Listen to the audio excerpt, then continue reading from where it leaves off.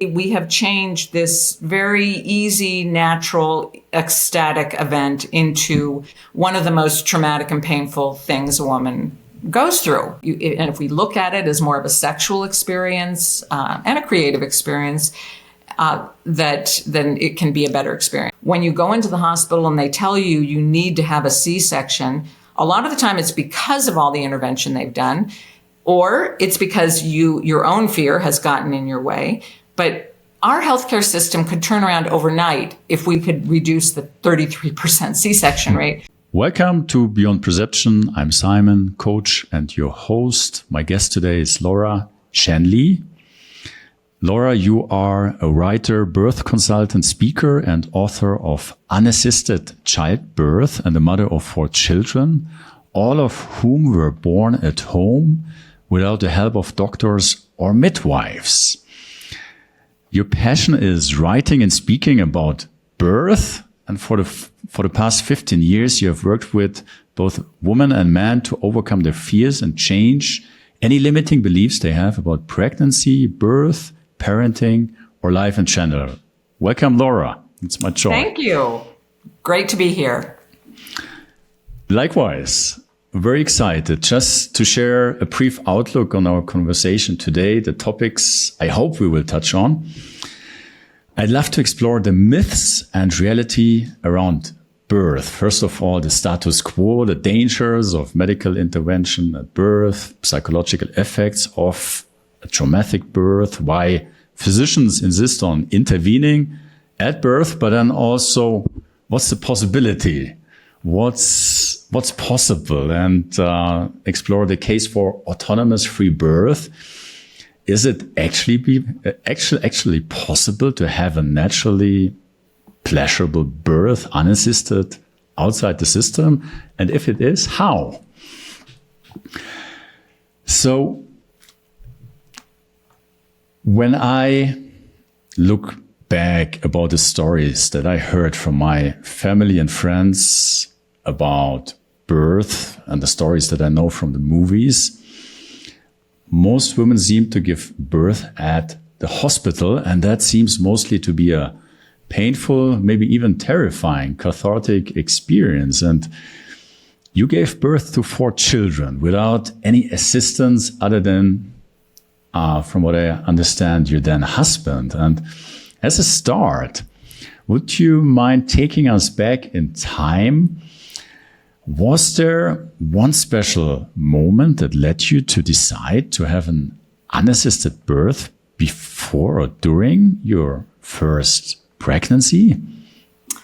Yes. Well, this all began one night when I met my husband-to-be. I had actually just, and actually I haven't talked about this, but I actually had done psilocybin mushrooms for the first time. And I met my husband-to-be that night. And my world just kind of changed. I was just starting to come down and just, everything I was very open. And he was, we were both students at the University of Colorado, and he had become fascinated by the evolution of self-consciousness and how consciousness evolves. And in his study, he had come across a book called Childbirth Without Fear by Grantley Dickreed, who was like an early natural childbirth advocate, and some people say the early natural childbirth advocate. But and the book was basically about how childbirth is not meant to be the most horrible thing you ever go through. It actually should give a woman a feeling of exaltation. And, but because we have developed fear over the centuries, we have, and I can get a little bit into the physiology too, but basically, we have changed this very easy, natural, ecstatic event into one of the most traumatic and painful things a woman goes through much of the time. And basically, our society has just accepted that childbirth is inherently dangerous and inherently painful. They see those as truths. They don't see them as beliefs. So David was reading that book the night that I met him. And I think he was reading it for the second time, and he was just fascinated. I had never been interested in childbirth. My father was a physician. My mother did medical research. My sister was a labor and delivery nurse. I had had some bad experiences with doctors growing up, and also just being around a doctor growing up and being around all his friends. They struck me, as much as I loved my father, they struck me as kind of, there was something arrogant. Like I always kind of rejected that idea of that here are these doctors that are, somehow more important and better than I am. I rebelled against authority, sort of. But so anyhow, I never really thought about having children because my mother had told me when I was very young about childbirth, and she went into detail about the episiotomy and how the woman, they make a cut. And I'm like, okay, that's it. No children. I didn't fantasize about having children. I didn't think about it. And so, but the night I met David and he started telling me about Grantley Dick Reed, and in essence, what Grantley Dick Reed says is that when a woman is afraid in labor, which most women are, because they've been taught that it's a horrible experience, that they trigger the fight-flight response. And essentially, I'm sure a lot of people are familiar with this, but basically there has to be something in our bodies that can shut off our day-to-day things. Like if you're in a state of fear, if there's something out there that's going to get you, now's not the time to go to sleep. Now's not the time to digest food. And so what happens when we're in a state of stress is we produce stress hormones that keep us awake, that shut down digestion, which is why, say, if you're going to give a speech and your mouth gets dry, what sense does that make? Well, saliva production is the first step in the digestive process. And so if your body is basically having to choose, do I want to digest food right now, or do I want to use all my resources to get you out of whatever you're being told is a dangerous situation?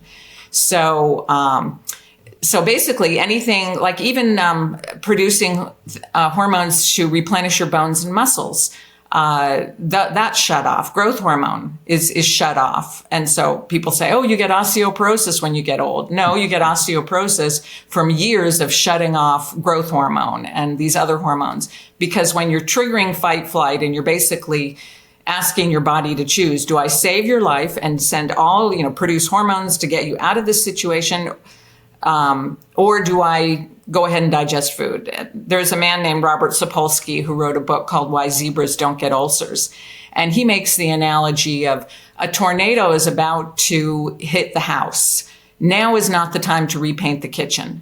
So basically, when we trigger fight flight, we shut off all the things that will keep us healthy every day, for our entire life. One of the things it shuts down is birth hormones.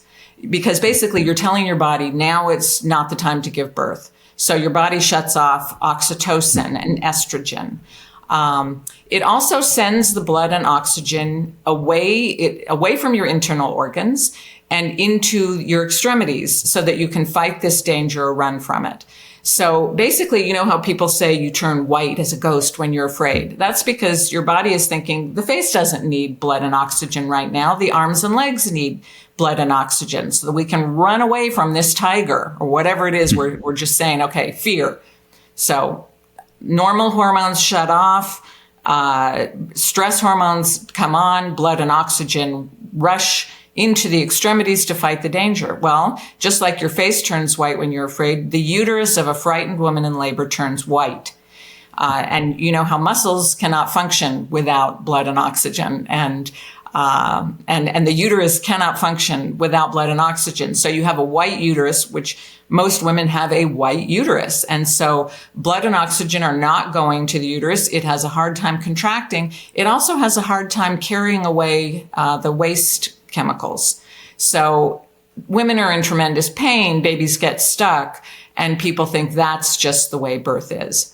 So Grantley Dick Reed says, and his philosophy is, it's based on a belief in a larger consciousness or God. And he says, would it make sense that the larger consciousness, well, he would say God, would design, like, why the very thing that ensures the continuation of the race, why would that be the most horrible thing anyone goes through? Sex is pleasurable, partly so that we reproduce. So why would then birth be the worst thing? And so he's saying basically that we are turning on the stress hormones. And so then birth becomes horrible. What happens if we trust that birth has been designed beautifully, just like digestion has been designed beautifully? And going to sleep, do you need to read a manual about how to go to sleep? No, but if you're in a state of stress, you're not going to go to sleep. If you're in a state of stress, blood and oxygen need to go to the hormone, to the sexual organs in order to successfully have sex. So there's a man who wrote the introduction to my book, Michel Odent, and he says, imagine you're having sex and everything is really going beautifully and you're really in the flow. And suddenly someone comes and taps you on the shoulder and says, excuse me, what's your social security number? Or, something that will bring you out of that artistic, creative state. Suddenly it's like coming out of a trance. And so that's what's happening in birth when you are surrounded by people, and especially by people who believe that this is inherently dangerous and painful. You come out of your creative, artistic state and you come into your rational, critical mind. It's great to have a rational, critical mind. You don't want to have that be primary when you're giving birth any more than you would want it to be primary. You can't think your way through sex. Like, okay, well now, according to this manual that I'm reading right now, I should stimulate this, and it's the same on every person. Blood and what happens when the blood flow doesn't go to the penis, you can't have sex. When blood doesn't go to the uterus, it's hard to give birth and it's hard for women to have sex. And so anyhow, this book. So here, David explained it to me. I'm like, wow, I'd never really been a spiritual person. I'd always kind of been an atheist, but I had a pretty strong rational critical mind. And so when he explained it, that it's basically that you're just turning on fight flight, and because you're afraid. And if you understand that birth has been beautifully designed, there is a consciousness that can take an egg and a sperm and turn it into a human being. And it can grow. You don't have to be in there during pregnancy. Like this week, I've got to grow fingers and toes. And there is an intelligence there. And so if we can trust that the same intelligence that knows how to take an egg and a sperm and turn it into a human being, that consciousness doesn't abandon us in birth. It's there. It will get the baby out easily, gently. It doesn't have to be this terrible experience. But we have to have something that overrides that, the fight-flight response, if we're truly in danger. And so women are triggering it, and then birth goes haywire, because here's this consciousness that knows exactly what it's doing, and it knows how to get that baby out with very little effort on our part. I even, years later, I studied tribal births, and there were women who gave birth while they were asleep in some of these tribal cultures, because they just had such a relaxed attitude about it that they would just wake up with a baby, because because they didn't fight it, because they didn't fear it. It just was a totally different experience. And so this made sense to me. Well, around that, within a year or so of meeting David and finding this book, we also discovered the Seth material. Are you familiar with that? By Jane Roberts? So I read you writing about it, no? So, otherwise I have not investigated. Okay. It's basically about the power of thoughts and feelings, and that what we can imagine, we can create, that there is power in that. And that opened up my mind. Like, anything is possible. Everything that we thought we couldn't do, or life is out of our control, or our bodies are, just naturally get sick. Like I talked about getting osteoporosis, that this is a result of old age. And what it says in the Seth material is that this is a result of years of limiting beliefs. And that if we can, so what it says in the material is that if we can eliminate these beliefs, start to recognize that everything we think, and that we believe is to recognize it as a belief and that it can be changed, just like you can change your socks. It doesn't have to be difficult. But unless we over-identify with our beliefs and we either think they're truths or we think they're so much a part of us that they can't be changed. But if you can recognize that, like, have you heard of Abraham Hicks, the Abraham Hicks material? Yes. Yeah. Okay. So they say that a belief is just a thought that we keep thinking. So if you can just, and it doesn't matter how long you've been thinking something, how long you've held a belief. What matters is the point of power is in the present, it says in the Seth material. So the weight, the past doesn't have a weight unless we give it a weight. So we can say, I believe something my whole life. Well, now, today, I believe something different. This is what takes over now, what we believe now. And so I really started questioning. The material just made sense to me about that there is a larger consciousness, and the more I thought about it, I thought, God, our bodies just are so incredibly complex. How could life be meaningless? How could there not be any sort of intelligence? And I'm not talking about a God in the sky. I'm talking about something much more complex, but also very loving. And so this just made sense to me. And so David and I ended up getting together. And I got pregnant. Let's see, I met him in 76. I guess I got pregnant. I got pregnant in the end of 77. So, and meanwhile, we had been really experimenting we create our own reality. What can we create? And we were really convinced of the power of thoughts and feelings and how what we can create in our imagination, we can become real if we don't get in our own way. And if we don't have beliefs that say, I'm not deserving. David was specifically studying fear, shame, and guilt. And so if we feel we don't deserve something, if we're ashamed of our bodies, of our sexuality, it can be hard for a woman to spread her legs and have sex, let alone spread her legs and give birth.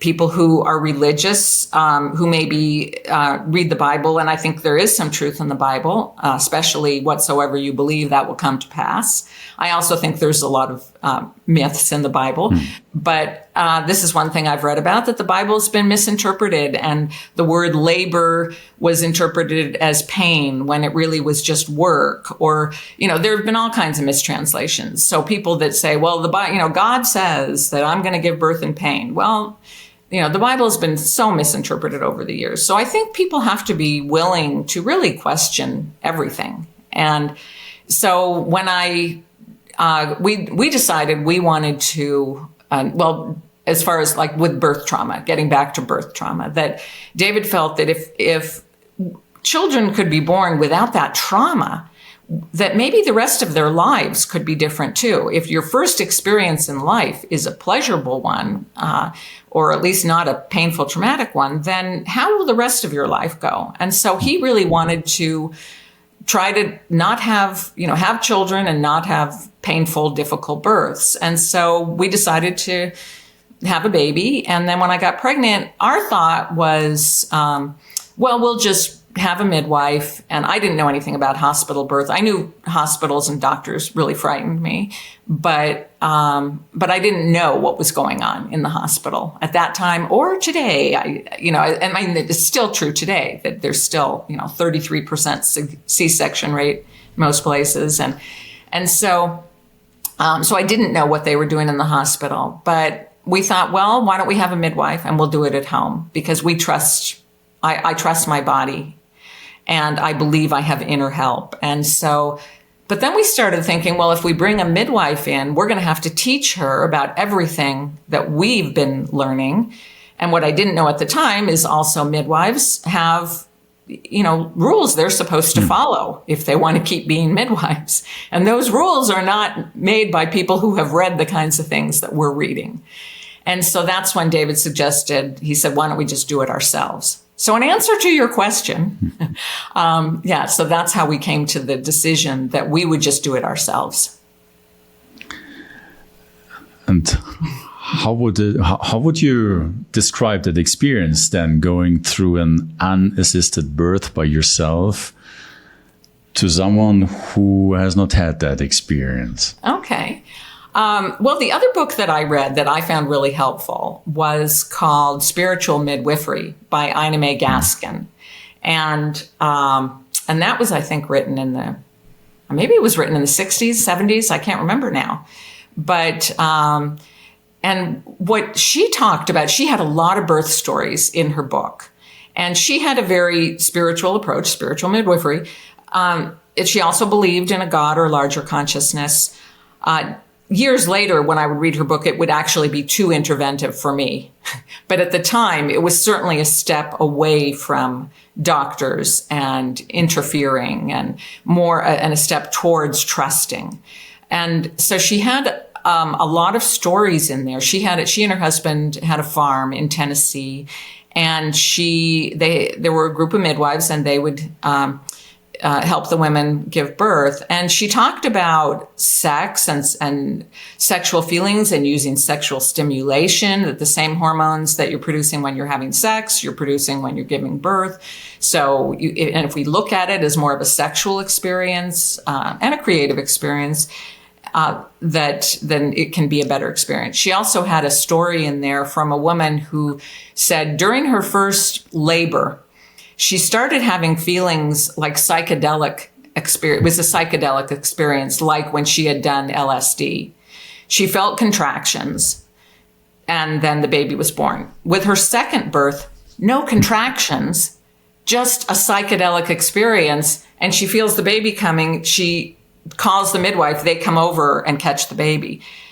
So that opened my mind to, God, anything is possible. Like, I just have to let go of everything I've ever believed about birth. And so I read the stories in that book over and over again, and how these couples, how sometimes they would have sex in labor or use sexual stimulation.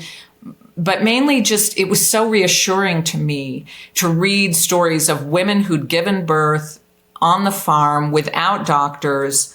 And I just read the stories over and over again. There were actually chapters in there about dealing with complications. I didn't read those. I really didn't even read about the physiology of birth.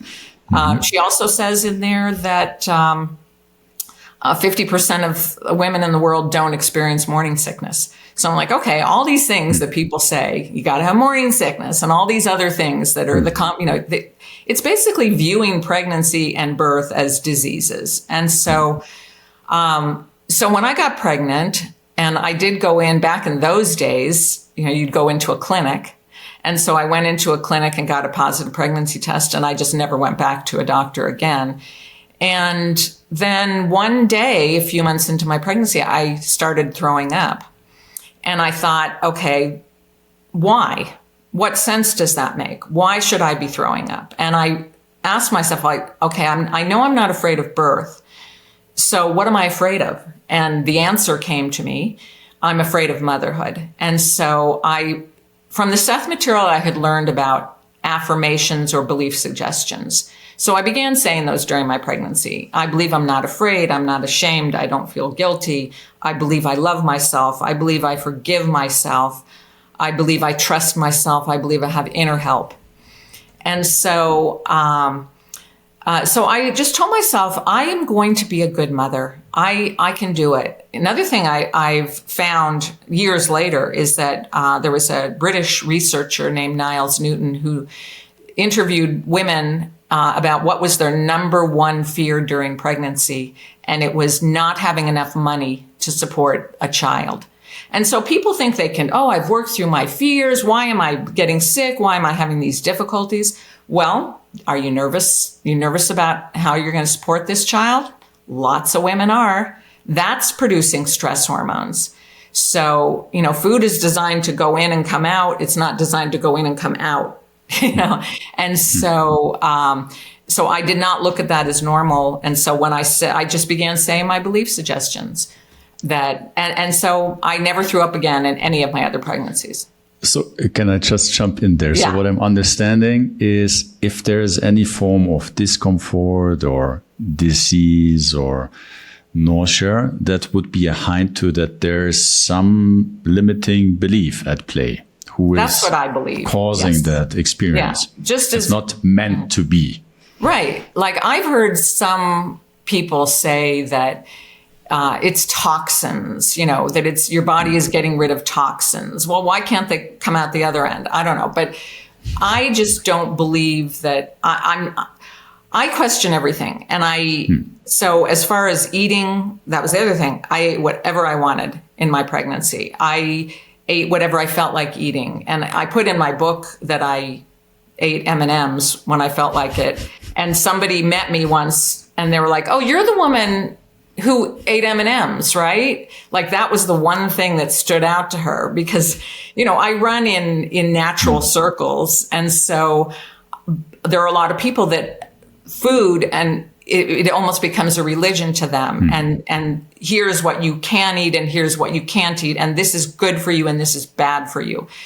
I personally believe that our body can handle a lot of different things. And I didn't eat M&Ms all day long, but I pretty much just ate whatever I wanted. There's no chapter in my book about what to eat. It's about like tuning into yourself and saying, what sounds good right now? So I just ate whatever I wanted. So then somebody once said to me, "Well, your body just finally gave up. You didn't vomit or anything to get rid of toxins because your body was just so overloaded that it just gave up." I'm like, it just doesn't make sense. So I don't label foods as good or bad. It's what do I feel like eating? And then I ate it. And so, I do believe that all disease, not that it's in the mind and you aren't physically experiencing it, but that it starts in the mind and that it is because of our beliefs, that our bodies can digest our food, that our bodies really should be pretty healthy for our whole life. In Abraham Hicks, they say, happy, healthy, happy, healthy, happy, healthy, dead. We don't have to have happy, healthy, then sick, then declining, then dead.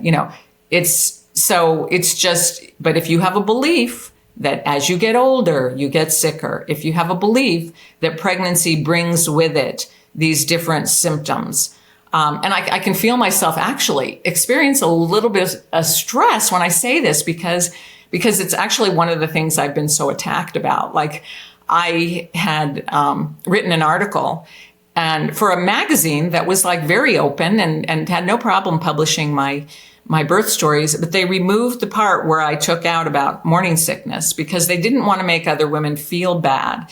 And I get that a lot, that, you paint too rosy a picture, you're making other women feel bad.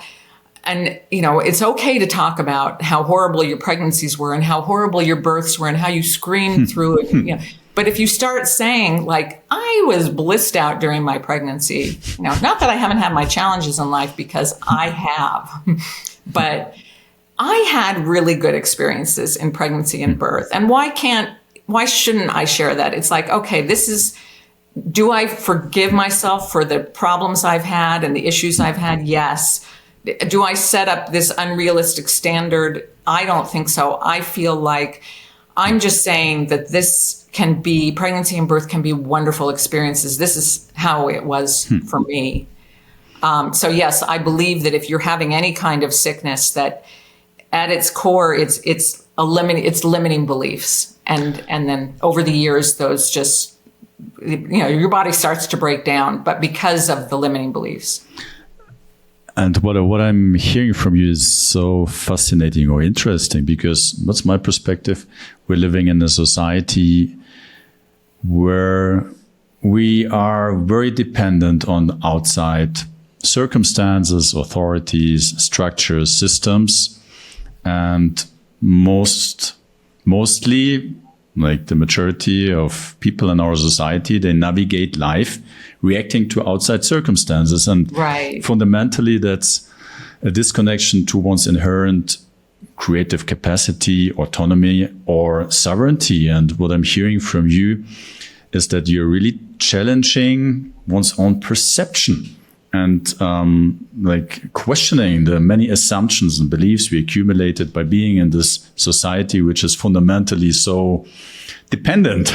And the interesting connection then is also, where does it all start? It seems to start at birth.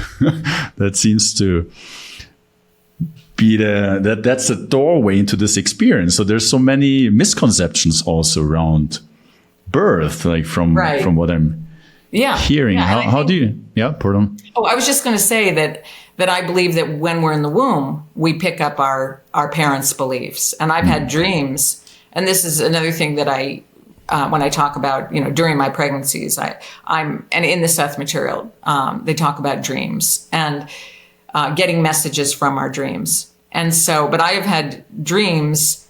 I had a dream once that I was in the womb and I could hear my father's voice, and he was saying, "It's a jungle out there. It's a struggle. It's going to be a struggle just to keep your head above water." So I think we're meant to accept our parents' beliefs because it gives us some stability. So we are meant, during our time in the womb and then the first few years of life, we basically just have to adopt the beliefs of our parents to give us that stability. Now, as we get older, then we can recognize that we don't have to accept our parents' beliefs. Some people never let go of that. Some people are like, okay, this is what I was taught, and they believe it their whole life, or they think they're honoring their parents by just continuing to accept those beliefs that their parents taught them.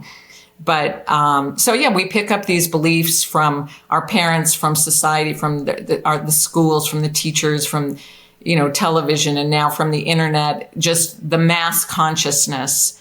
But we are meant, and this was another thing that I learned from David, is that in the books that he was studying about the evolution of self-consciousness, that at one time we were more like the animals, that we had more of a co-consciousness. And we identified with nature, and we identified more with each other. We thought of ourselves more as a member of the tribe or the group. Then we went through a phase, and we're still sort of going through this phase where we recognize, like, our self-consciousness develops, and like, oh, I'm separate, and that starts when you're maybe 2.5 or so.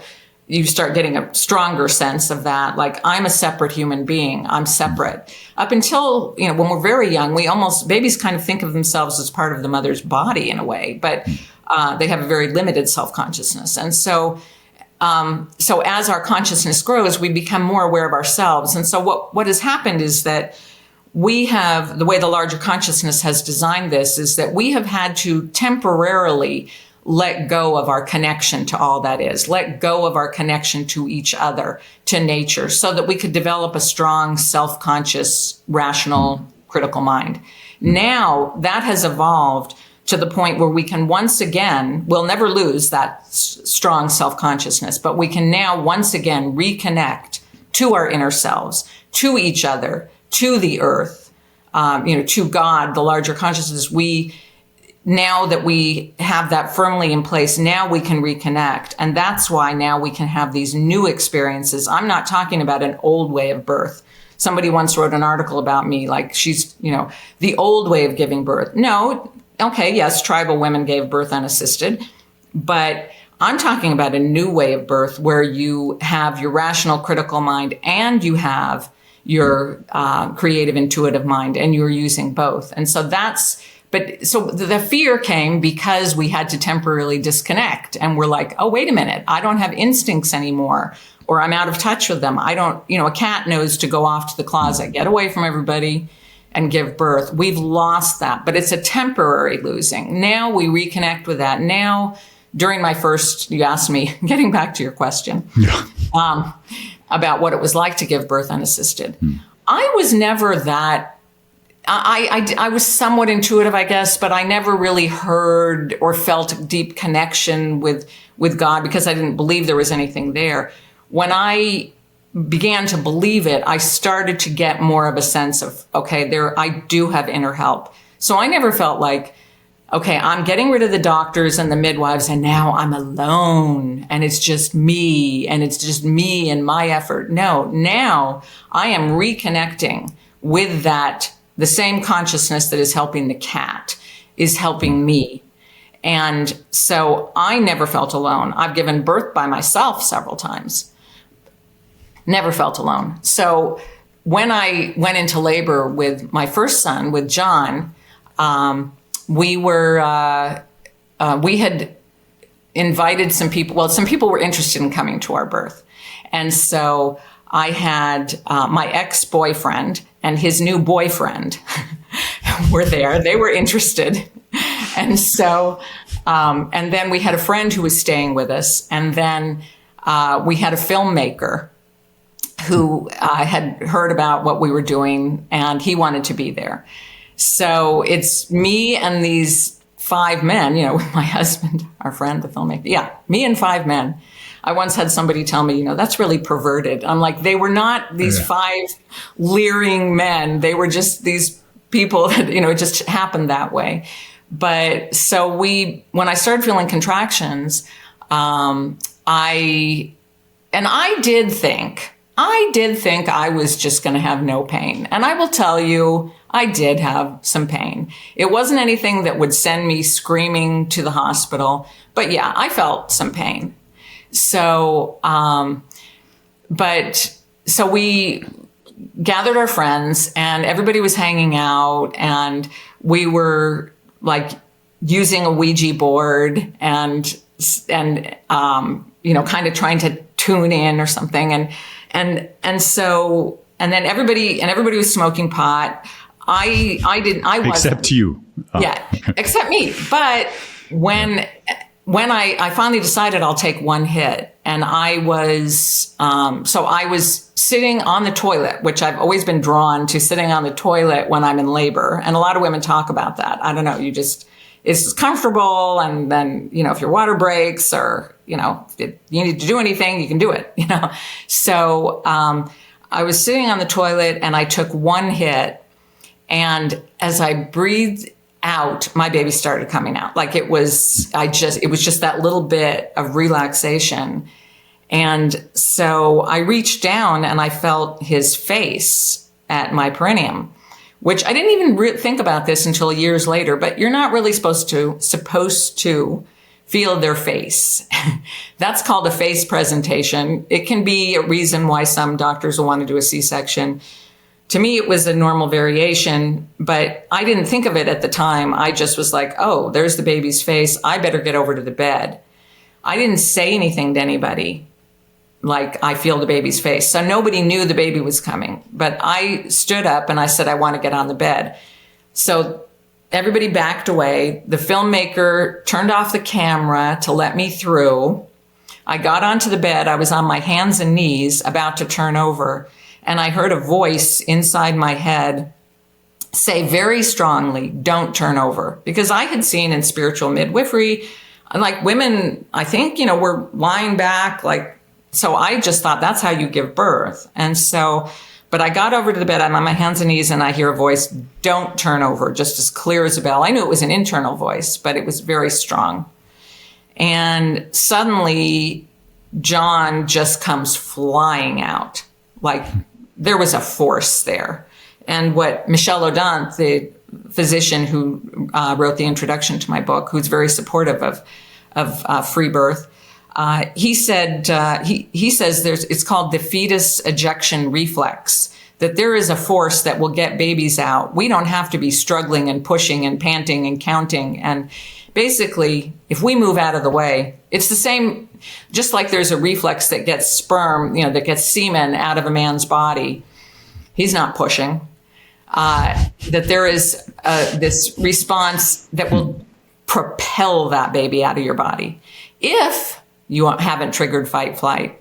So I'm on my hands and knees. David looks down. He reaches out his hands because he saw the baby come flying out, and he caught the baby in midair.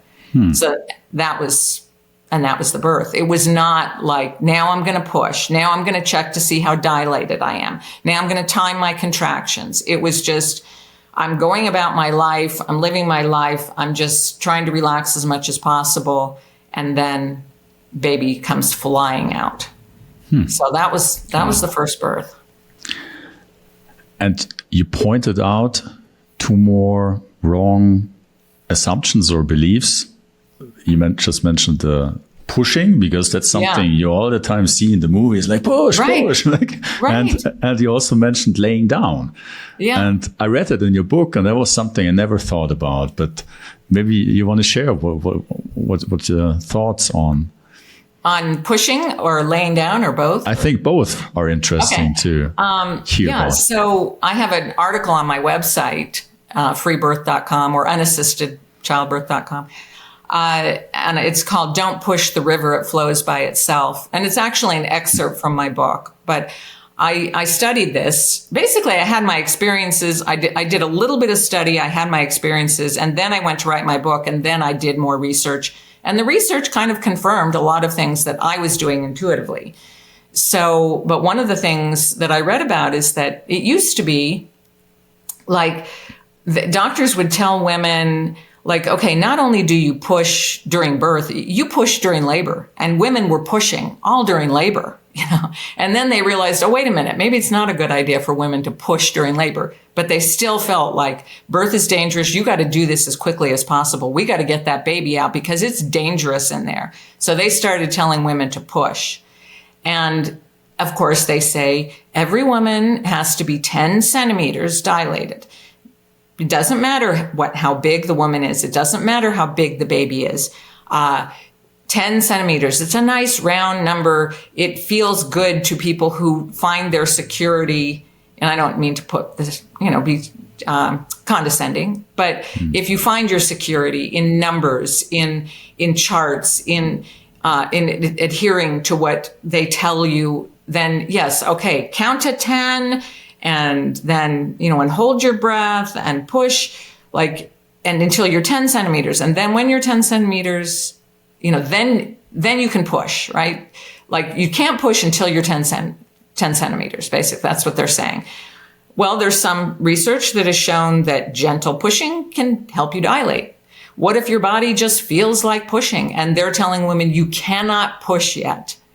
It's an intervention that can really cause problems. Your body, there's something in you that's saying push and you're being told no and you say, okay, I'm not going to push. And so, or you're 10 centimeters, you have absolutely no desire to push. They're making you push. So both of those things can be really bad. And so I just was like, okay, nobody's measuring a cat's dilation. Nobody's timing her contractions. And people can say, and maybe this would be a good time, because what's going through some people's minds is throughout history, women and babies have died in childbirth. And that's why we need the doctors with their instruments and their drugs and their rules and their regulations, because women and babies were dying. So that's the other thing that I get into, is that's another myth. Do you see a trend that more and more people are doing it? Yeah. I think we're undergoing a revolution and an evolution in consciousness. And so people they're not as trusting of the authorities, and they're more trusting of themselves. And so I do think that people are taking their lives into their own hands more and more. So as far as right now, there are people that have tried to do studies, and you will see lots of horrible things about free birth on the internet. Some of that, I believe, is, first of all, there are women that are saying, I can do this, and then they get scared during pregnancy, which is understandable, or they get scared during birth, and they change their mind, and they transfer, or they have more limiting beliefs than they know. Or sometimes I think babies die. I mean, I think like 1 in 5 pregnancies end in miscarriage. Sometimes it's just not the right time. Sometimes I have read on a deeper level that there are some souls, some beings that only want to experience life in the womb. It may seem strange to us that a consciousness would choose that would choose to die at birth. There is no death, as far as I'm concerned. No, you don't want to have a baby that dies, and it doesn't lessen the pain. But I don't believe death is the end. And so sometimes babies are going to die. What you'll see on the internet too is you'll see a woman wanted a free birth, and so she turned to one of the many free birth groups. And she said, is this normal? Should I do this? What should I do? And so I'm not saying, in my book, I say, okay, for me, going to the doctors or the midwives, that was not what felt right to me. I felt like I wanted to use my own rational, critical mind and my intuition. There were no internet groups, so I wasn't faced with that. Now, people are saying, okay, I want to let go of the doctors, but I don't know if I quite trust myself. And here are all these women out there. I'm going to go to them and I'm going to have them tell me what to do. And then women are counseling each other who maybe have never met that woman.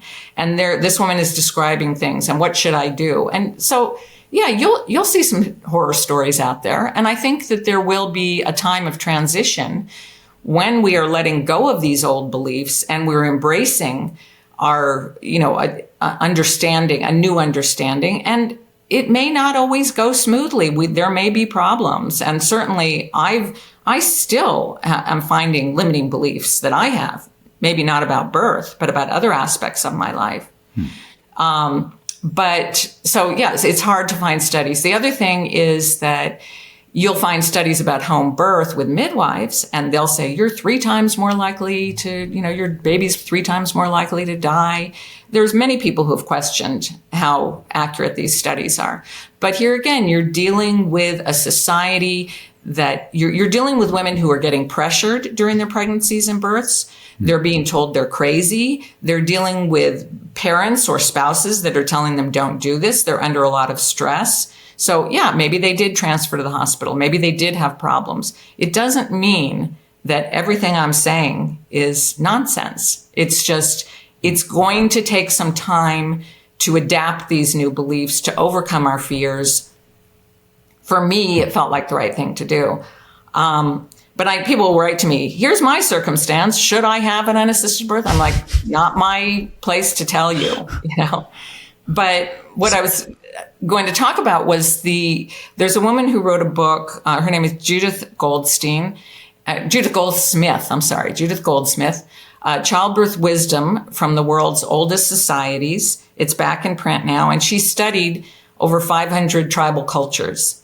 And she found that anthropologists who would go in and live with the tribe for years said that if it was a healthy tribe, where the women were well fed, where they had proper housing, they had enough food to eat, where the women were treated well, that an anthropologist could go in for years and never see a death or a complication in childbirth. So to say that women and babies were dying routinely throughout history is just not true.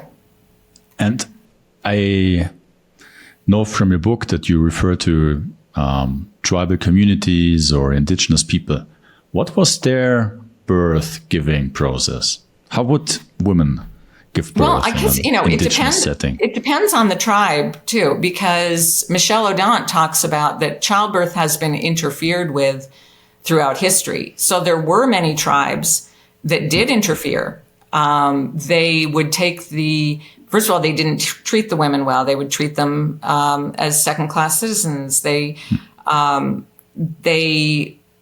addition to maybe the tribe being starving or perhaps at war, there were many superstitions that some of these tribes have that is maybe part of our evolving self-consciousness that we go through these things. But so depending on where the tribe was, I guess, psychologically, but there were tribes that believed that babies should not nurse right after the birth. And so what happens if you don't nurse is, first of all, the uterus doesn't contract the way that it should, and women can hemorrhage. Babies are not getting this colostrum, which is in a woman's breasts after she gives birth. The first few days of the baby's life, the baby's drinking this colostrum, which is different from the breast milk that comes in later. But it's all very important. And so they would take babies. Pardon, that would also mean that separating mother and baby after birth in the hospital is something that has consequences. Yeah. Right. And so these tribes, they would take the babies away from the mothers so that women might bleed to death. They believed that the colostrum was bad for babies, and they would give them whale blubber and bread.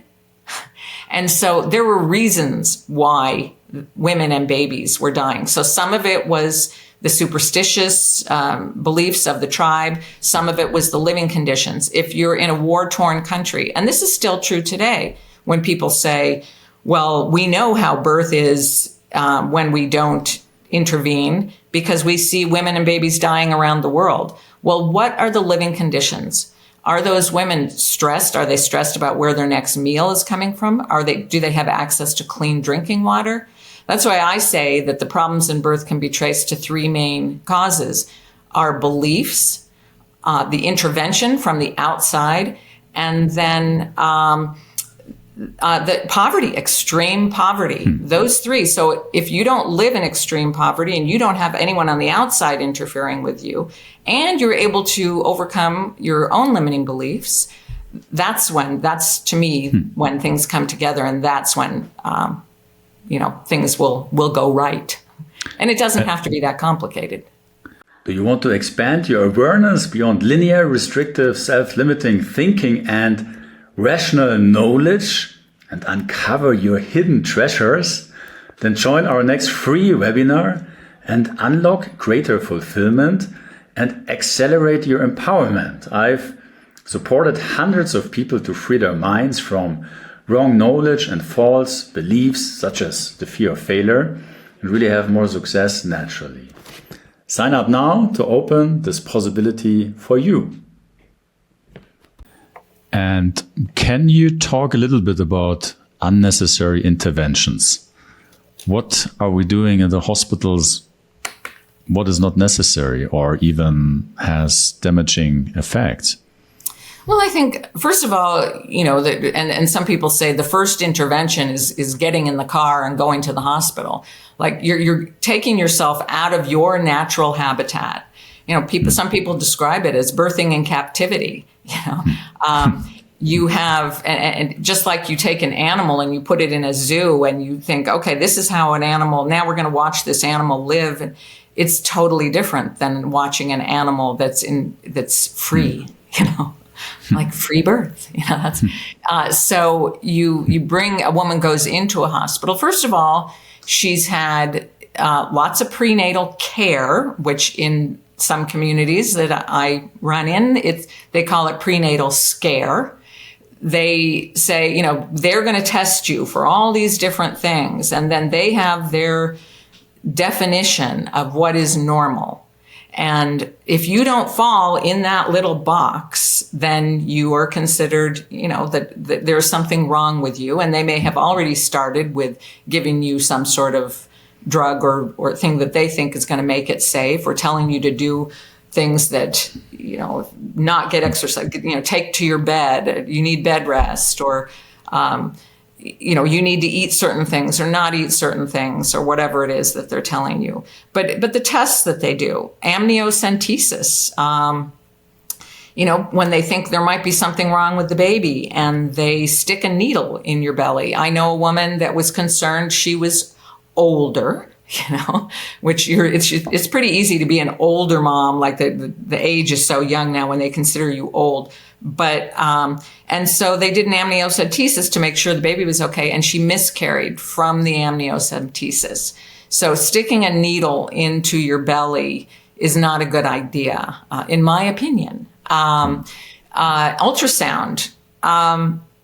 Sarah Buckley is a physician who's written about this, that it can make it makes the amniotic fluid bubble. We don't know what ultrasound is doing.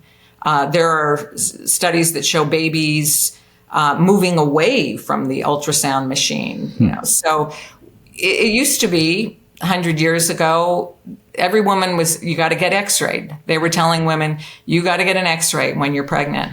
And so everybody got x-rayed. Well, then eventually they're like, oh, we're wrong. Don't get x-rayed. Well, now they're saying, do ultrasound, do 3D ultrasound so you can really see what your baby's going to look like. Oh, you can find out the sex. You can connect with your baby because you'll see a picture of it.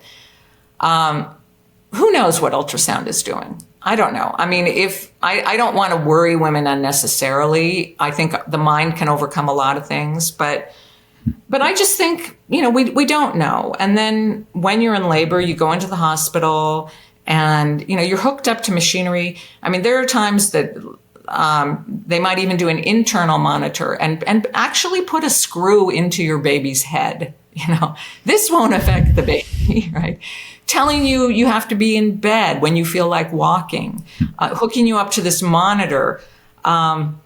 One reason for C-sections, a common reason, is they say that the baby's heart rate went down. Oh no, the baby's heart rate went down. Well, the baby's heart rate will fluctuate, but there was I read about a pregnant monkey and how every time a stranger came into the room where the pregnant monkey was, that the heart rate of the fetus would go down.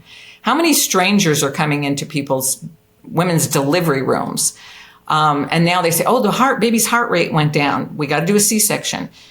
How many times will they say, oh, the cord is around the neck? Well, my last baby, the cord was around her neck. It's around the neck about 25% of the time. Blood and oxygen usually are still flowing through it, so it doesn't have to be an emergency. There's a birth attendant, Gloria LeMay, who's written a lot about natural birth, and she says it's the smart babies that keep the cord wrapped around their necks because it keeps it from coming out first, which could be problematic. But so all these things that first of all, that they say, okay, or your labor's too long.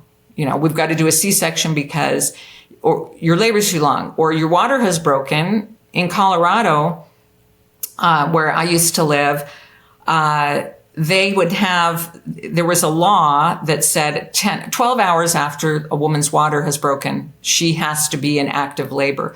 And so if you're with a midwife in Oregon that has newer research and newer laws, says, you can, at least this was years ago I read this, you could go 24 hours. In Colorado, your water's broken, we got to transfer. So a midwife will transfer women to the hospital. I know a woman who gave birth 4 days after her water broke, and gave birth at home.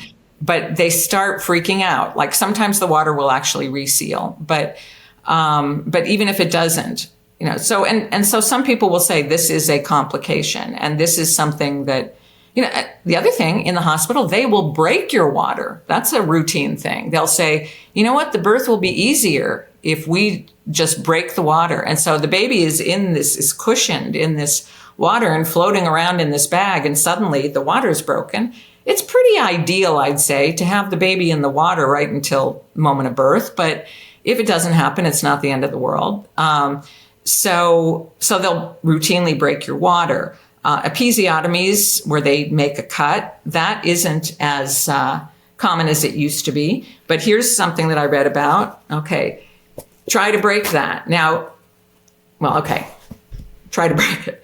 Now, if I make a little tear, suddenly it's much easier. So there are studies that show that actually making a little cut makes it more likely you'll tear.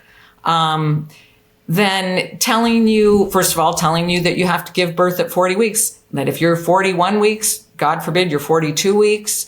And, but they came up with these ideas years ago based on some study they did that, you need to be 40 weeks. And so if you haven't given birth at 41 weeks or so, they'll start giving you drugs and Pitocin, what I got to do is calm down because like I start talking about what they're doing to women and I feel myself I feel my blood pressure going up, Yeah. It's I'm hearing you and I'm visualizing it and imagining it in my it's a lack of trust in women's bodies and a belief that birth needs to be orchestrated and controlled and that there's somebody out there that understands your body better than you do.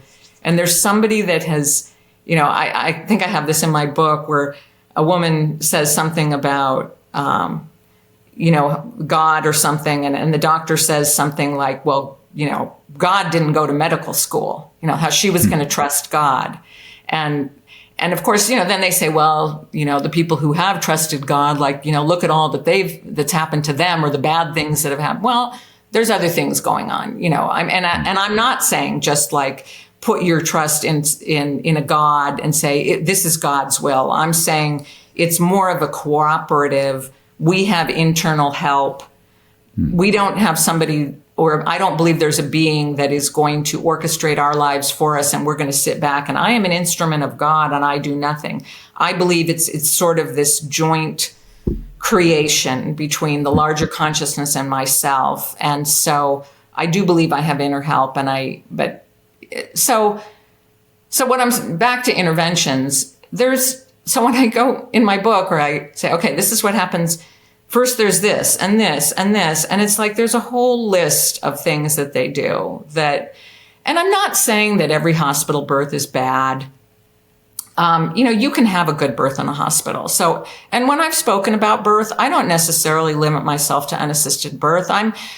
I talk about, and I've spoken at hypnobirthing conferences. They've been one of the few places. Marie Mongan, who started hypnobirthing, she was also influenced by the Abraham Hicks materials. She was also a big believer in the power of thoughts and feelings. She is one of the few people who did end up getting somewhat mainstream and getting a lot of attention. And because she didn't really specify where the baby should be born. And whereas I kind of talk about, well, it's not just a mind-body thing. It's like, okay, place of birth, you're less likely to have people interfering with you if you're at home and even less likely if you don't have a midwife. But yeah, you can have a good birth in the hospital and they can interfere with it and it can still be a good birth. But to me, there's so many times, the fact that in the States, at least, it's a 33% C-section rate or somewhere around there. And you're more likely to die with a C-section. Your baby's more likely to die. Your baby's more likely to have health problems. You're having major surgery and then you're on morphine and then you're breastfeeding your baby, So to me, the number one reason, the number one surgery in the world is C-section. And to me, our healthcare system could turn around overnight if women realized that birth does not have to be this traumatic experience, that when you go into the hospital and they tell you you need to have a C-section, a lot of the time it's because of all the intervention they've done, or it's because your own fear has gotten in your way. But our healthcare system could turn around overnight if we could reduce the 33% C-section rate. Why is nobody, I kind of joke like it's the pregnant elephant in the room that nobody's talking about. Every so often, for the most part, I don't approach the media. Every so often I've approached somebody and said, you want to turn around our healthcare system? Let's talk about the number one surgery in the world and why it's not necessary. But because I'm sort of out there, according to a lot of people, then, because and even my publisher, I did get an academic press that published my book.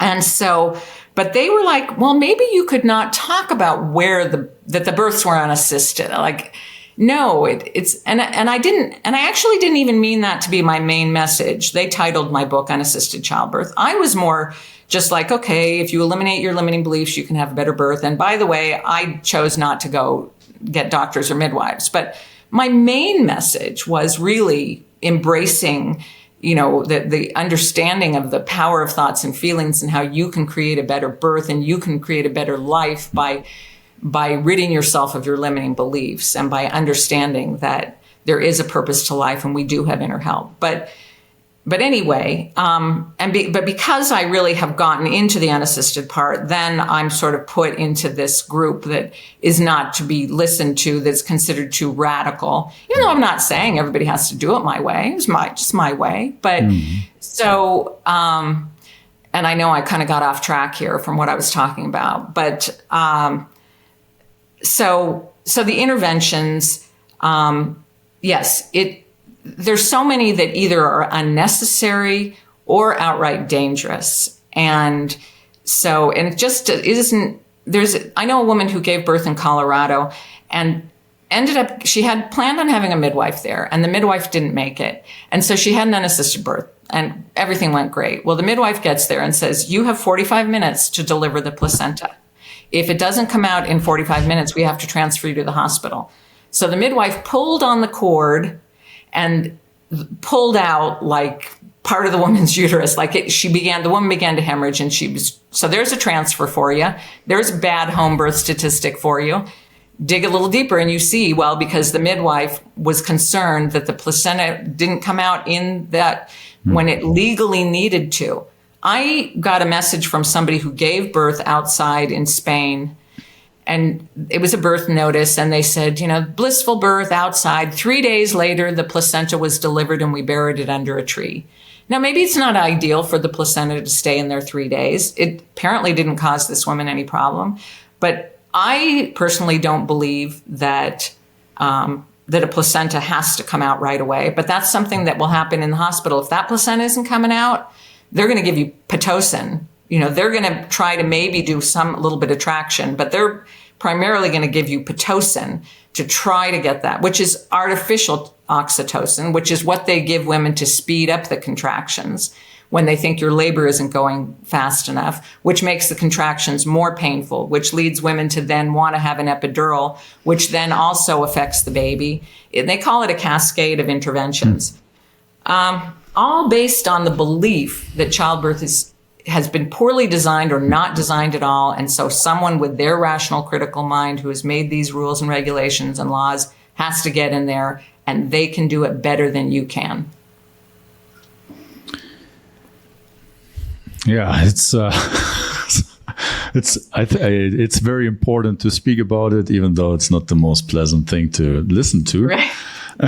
And there's also an interesting point you make in your book, or at least reference. I think it's a study about the effects of a traumatic birth, and I think there's a connection between getting drugs during the birthing process and then becoming an addict later, the child. Right. There's also this, I think the relation, I don't remember if it's you making the conclusion or if it's a study you're quoting, between experiences at birth and even suicide later on. Right. The people who have studied this have said, basically, if you've been given drugs at birth, and I do think that these are things that you can overcome, but in these studies, they said if you've been given drugs at birth, that you're more likely to turn to drugs older because, first of all, you've grown up in a culture that has told you that drugs are the solution, but it's also sort of imprinted in your body in a way and in your mind that you have a problem, you take a drug. And certainly that's, how so many of us are raised. And the tide is turning now. But I read Matthew Perry from Friends, and who died of I think ketamine, was it, overdose? And but I read about his childhood, and I didn't read about his birth, but his infancy. I guess he was a colicky baby. He had parents divorced very young, and it was very traumatic. He was on heavy duty drugs. They gave him heavy duty drugs as an infant for the colic, and something along the lines of morphine, that kind of the strength of that and so basically was addicted to that as an infant, So and it does. So later in life, these things can come back, and so if we can. Janine Parvati Baker, who coined the term free birth, and she was a midwife. And she had a little bit different vision of free birth than I did, or I do. She basically felt that the father should catch the baby because he's the one that made this ecstasy possible.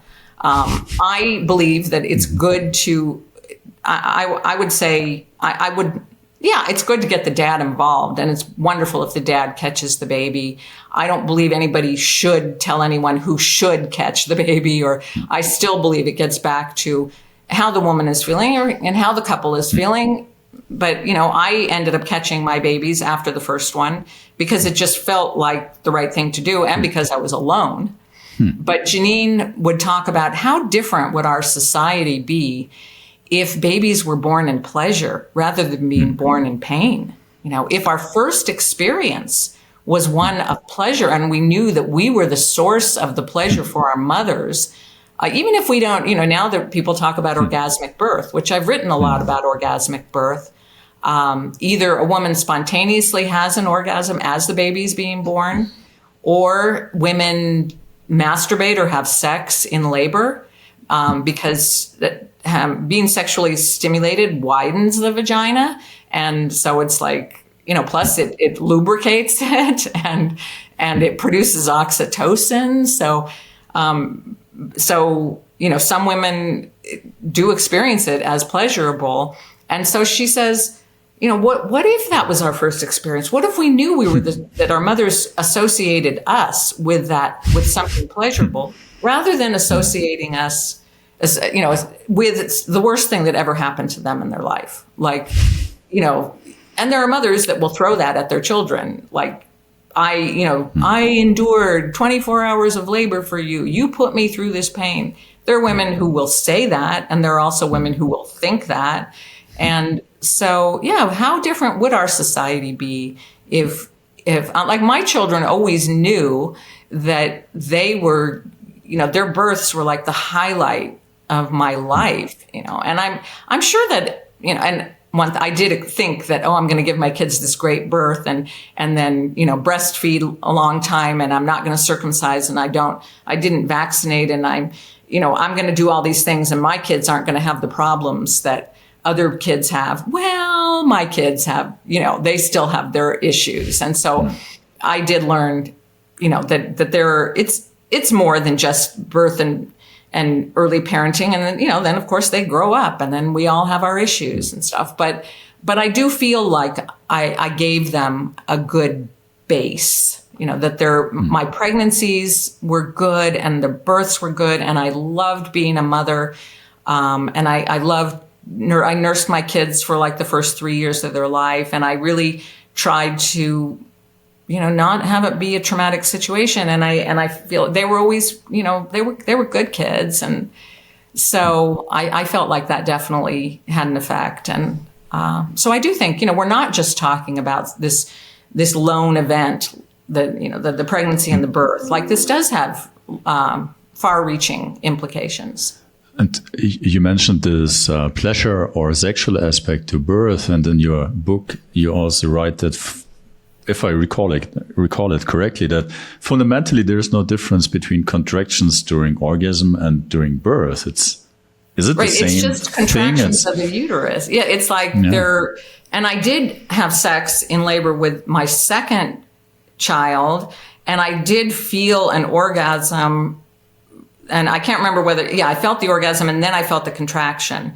And it was the same rhythm, but the orgasm was more pleasant. So, and I don't know. I've backed down a little bit on my pain stuff. Like, I don't know whether, does some pain. I know women who haven't had any pain. I always had some pain, but it was never anything that I found horrible. And it was just, I really learned to sort of ride the contractions and go with the flow. And so, and I don't want women to feel like a failure if they have pain or if they have problems. I'm not trying to present this unreachable ideal, but I think it's also important to present the other side, that like women who've screamed through labor have, been able to tell their stories for so long.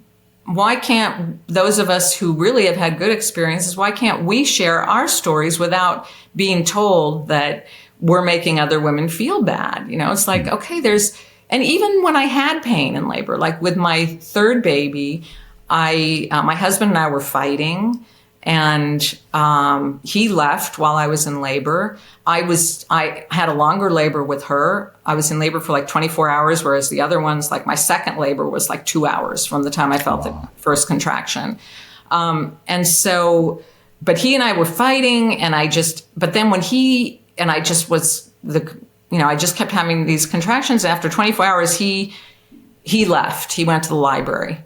And I had thought about giving birth by myself that time. I never was like, I'm going to give birth by myself, but I was just like, if it happens, okay, then I'll be by myself. And so as it turned out, then he left and my other two children were sleeping. And so I took a shower, which I always felt drawn to water in labor. I never gave birth in water. And water, lots of women find water to be a great place to give birth. And there's the whole water birth movement. My only issue with it is that when people start saying we should give birth in water, I've seen okay, the Bible even says, that's why I would never say you should give birth unassisted. It's like, and I would never say that there's this external thing, like, okay, water's the thing that's going to make your birth great. I know a woman was planning a water birth and the water main broke when she went into labor. She was planning a home birth. She couldn't give birth in water. She still had a great birth, but it's like, it doesn't have to be this thing out there, but anyhow, so I took a shower and then I took out my little plastic baby bathtub that I had stood over in my second birth. And I wrote about this in my book, which you read about. I ran a donut delivery service out of my house and I got a call from, with a donut order while I was in labor and the woman was like freaking. I said, I'm in labor, I'll call you back. She's like, who am I going to give this donut order to? And it made me laugh, because it's like, she was not at all concerned. She was just like, I need to give my donut order. But I hung up, and then I got down, I straddled the baby bathtub, this time with one foot on one side and I was like on one foot and one knee. And when I felt the baby coming, because I'd just been taking the shower. And like I said, it's not like I am feeling the baby. I mean, I pretty much feel the baby when the baby's right about there. That's when I feel the baby there. When they're almost born, that's when I realize the baby's there. And so I got down and I looked between my legs. My water hadn't broken. And I saw the water bag. And I saw her face through the water bag. And it's like she's 41 and I still tear up, So, but I looked and I saw the water bag. I saw her face through the water bag and I saw her looking at me. Now, first of all, she's not supposed to be looking at me. That's called a posterior birth, which is why she's supposed to be, according to what they say, supposed to be facing the other direction, the other way. So it should be the back of the head that's coming up. But she was facing me, which could have made my labor longer and more painful, because I did have more pain with that birth, with that labor, not the actual birth. So I looked at her and she looked at me, and then the water bag broke and she just slid into my hands. And I just remember feeling like she was the most beautiful gift I'd ever received. And I felt like she and I were the only two people in the world. Like it was like I was just in ecstasy. And that's what I felt like when Grantley Dick Reed says it should give a woman a feeling of exaltation. Like that is my moment of exaltation. I would say I've had happy times in my life. I've never had a moment like that before that or since then. Unfortunately, I would like more moments like that, and I will.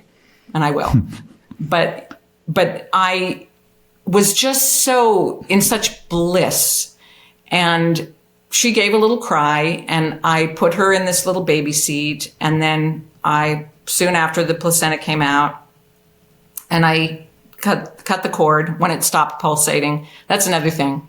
People cut the cord. They cut the cord so often in the hospital right away. And so much blood is in that's meant to go to the baby. That's why when people were like banking their blood, baby's cord blood, because this is really valuable blood. Yes, it is. Don't save it for later. Give it to the baby right now. Don't cut that cord until it stops pulsating. And so I put her in the baby seat and I lay down on the couch and I started to hear like ocean waves. And I don't live near the ocean. I lived in Boulder, Colorado. And I started to hear wind chimes. And I was just in this state of ecstasy. And then my two other children woke up and my 4-year-old got me a glass of chocolate milk. And then I said, okay, let's go get Daddy. He was he had gone over to campus.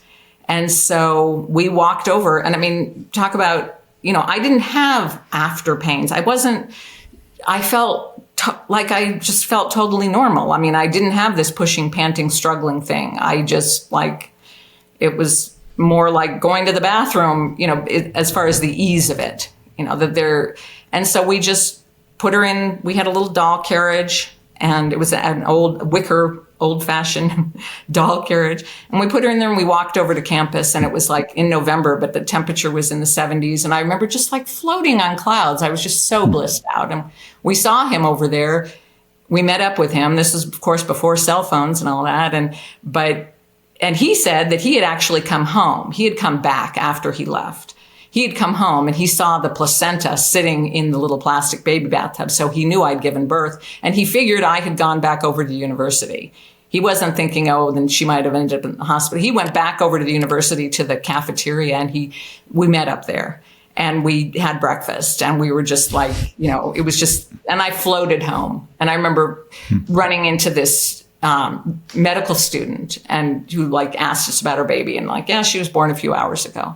And he's like, this is going to change the way that I practice medicine. Like when I told him the story of the birth, and, so it was like, so I guess that's why I'm so passionate. Like now my oldest will be 46 in a few weeks, and my youngest is 37. It's like, I'm still so passionate about it because it was like they were such life-changing experiences for me.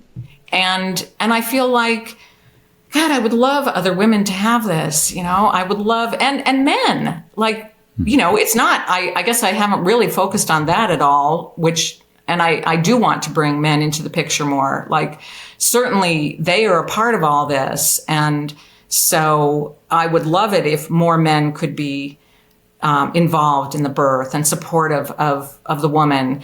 They don't, and there was a whole birth movement that there were other people that I wasn't aware of them, but there were other people that were writing about unassisted birth before me. Marilyn Moran was a woman who wrote about that, but she really wrote about, she was like, you can depend on your husband. He has everything you need. And so, she was like, okay, Jesus and your husband, that's what you need.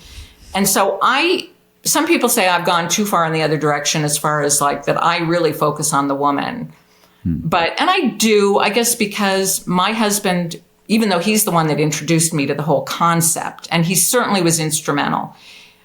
And in the first birth, I'm so glad he was there. And he just wasn't there. Like with my second birth, he was in the other room, So I didn't realize the baby was coming, so I didn't even realize he wasn't there until I wrote my book 12 years later, and I asked him a question about the birth, and he said, I don't know, I wasn't there. So he was in the other room, but I was so within myself. So I guess that's, I do focus a lot on the woman, but I think ideally, and certainly if a woman has a female partner, then, or no partner at all, then, but yeah, I think it can be or having children at the birth, it can be, I didn't have my children at my births, but that can be a totally transformative experience for them too.